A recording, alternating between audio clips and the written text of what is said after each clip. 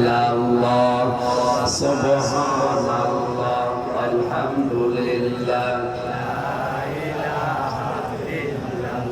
লা ইলাহা ইল্লাল্লাহ মুহাম্মাদুর রাসূলুল্লাহ সাল্লাল্লাহু আলাইহি ওয়াসাল্লাম।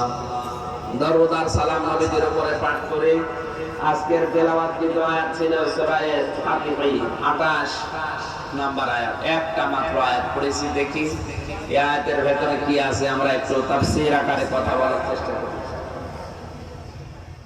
সূরা ফাতিহা মানে বিজয়, ফাতিহা মানে কি বিজয়। এই পৃথিবীতে বিজয় আসার কথা মুসলমানদের। ওয়ালা তাহিনু ওয়ালা তাহজানু ওয়া আনতুমুল আ'লাউনা ইন কুনতুম মুমিনিন। ভালো করে সারা জীবন আয়াতটা শুনেছি, কিন্তু আমি এখনো পর্যন্ত বুঝছিলাম না। কয়েকদিন আগে আয়াতটা আমার কাছে ক্লিয়ার হয়েছে। আল্লাহ বলেন কোনো চিন্তা নেই, কোনো ভয় নেই, তোমাদের জীবনে বিজয় আসবেই যদি মুমিন হতে পারো। তাহলে আয়াত থেকে প্রমাণ হয় বিজয় দেওয়ার মালিক কে? আল্লাহ। মুমিন হওয়ার মালিক কে? আল্লাহ। মুমিন হবে? আল্লাহ তো মুমিন আছে। আল্লাহর যে 99টা নাম আমরা অনেকে বলি, আল্লাহর নাম 5000। কত? এর ভেতরে অন্যতম নাম হচ্ছে মুমিন। মুমিন কার নাম? এই কথা বলে না কেন? আল্লাহ। আর আমরা হচ্ছে আব্দুল মুমিন, মুমিনের বান্দা। আল্লাহ তো মুমিন আছে, আল্লাহ আবার মুমিন হবে কেন? মুমিন হওয়া লাগবে কাদের? আমাদের। বলেন কাদের? আর বিজয় দেওয়ার মালিক আল্লাহ। তাহলে আয়াত দ্বারা বোঝা যায় আমরা এখনো মুমিন হতে পারিনি, এই জন্য আল্লাহ বিজয় আমাদের দেয় না। এই কথা বলেন না কেন? নাকি আল্লাহর দোষ? বিজয় দেওয়ার ক্ষমতা এখন এই 1400 বছর উনি হারিয়ে ফেলেছে, এখন আর নেই নাকি?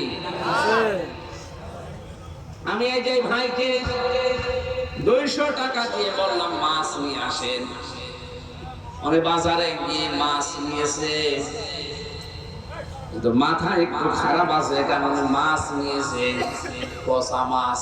কি মাছ বলেন? বাড়িতে নিয়ে আসার পরে আমারে ডাক দিয়ে বলছে দোকানদার প্রায় 250 টাকা চেয়েছে, 1 টাকাও কমে দেবে না, শুধু আমির হামসার নাম বলেছি এই কারণে 50 টাকা কম নিয়েছে। এই নেন, অথচ মাছের দাম 100 টাকা। মাছের দাম কত? 100 টাকা। আর 100 টাকা খাওয়া। আমারে যা বুঝিয়েছে আমি তাই বুঝলাম মনে করেন। আর একজনকে টাকা দিয়েছে 200, ও মাছ নিয়েছে 200 টাকায়, কিন্তু মাছটা একেবারে পচা আর একেবারে নষ্ট, হাতে নেওয়া যাচ্ছে না। উনিও নিয়েছিলেন, কিন্তু অর্ধেক ভালো অর্ধেক পচা। এই লোকটা টাকা নষ্ট করে নাই, পুরো টাকায় দোকানদারকে দিয়েছে, কিন্তু মাছটা একেবারেই খারাপ, একেবারেই পচা। বলেন তো এই দুইজনের ভেতরে ভালো কোনটা? না, যে লোকটা 100 টাকা আত্মসাৎ করেছে আর 100 টাকা দিয়ে মাছ নিয়েছে, যদিও মাছটা অর্ধেক ভালো আছে, তারপরেও তো অর্ধেক পয়সা ফেলে দিয়ে খাওয়া যাবে। আর যার কাছে 200 টাকা দিলাম, দোকানদারকে 200 দিয়েছে, টাকা আত্মসাৎ করেনি, কিন্তু পুরাটাই পানিতে ফেলে দেওয়া লাগছে। আমরা এখন ওইভাবে যোগ্যতা অর্জন করতে পারি না আল্লাহর কোরআনের ধাঁচ অনুযায়ী। এজন্য মহান আল্লাহ আমাদেরকে বিশাল ক্ষমতা দেয় না, এমন মানুষকে দেয় যে অর্ধেক টাকা মেরে খায়। আমি আর নিচে নামলাম না। দোষ এখন আল্লাহর না, বিজয় উনি দিতে পারেন, কিন্তু শর্ত হচ্ছে আমাদের মুমিন হওয়া লাগবে। আজ বাংলাদেশে কয়েকটা জরিপ বেরিয়েছিল জানুয়ারি মাসে, আপনারা পেয়েছেন কিনা জানি না। এই দেশে 100 জনের 15 জন মাত্র বিশ্ব নবীকে একমাত্র আদর্শ মানে, আর 85 জন নবীকে বাদ দিয়ে অন্য কাউকে টানা নানায় চলছে। আপনি যদি সত্য হয় বলেন তো, মহব্বত দেখাতে দেখাতে যদি বলা হয় নবীর মহব্বতে হাত তোলে, অনেকে ঠ্যাং তুলে ফেলে। আসলে বাস্তবতা যে নবীকে আদর্শ হিসাবে মানে না, ওর আদর্শ হয়ে দাঁড়িয়েছে আবু জেহেল মার্কালো। এই জন্য আল্লাহ আমাদের হাতে এগুলো দিতে চান না, কারণ জানে যে এর যদি দেওয়া হয়, 200 টাকা দিয়েছে, 200 টাকায় পানিতে ফেলা লাগবে।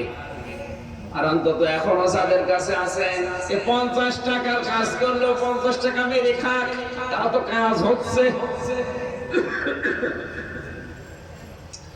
ফাতাহা মানে বিজয়, এটা আল্লাহর হাতে, পৃথিবীর কারো হাতে বিজয় নেই, এটা আল্লাহ কারো হাতেও দেননি। মুমিন হতে পারলে আল্লাহ বিজয় অবশ্যই আমাদেরকে দেবে।